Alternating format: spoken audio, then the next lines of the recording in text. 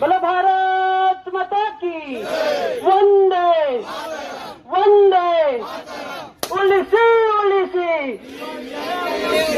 उलिसी उलिसी ವಿದ್ಯಾರ್ಥಿ ಪರಿಷತ್ ಕೊಡಗು ಜಿಲ್ಲೆಯ ವತಿಯಿಂದ ವಿದ್ಯಾನಿಲಯವನ್ನ ಮುಚ್ಚುವ ಹುನ್ನಾರವನ್ನ ನಡೆಸ್ತಾ ಇದೆ.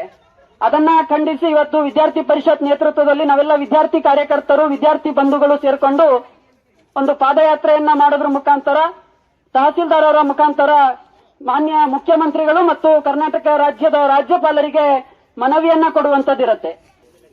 ಹಾಗೆ ಇನ್ನೊಂದು ಸೂಚನೆ,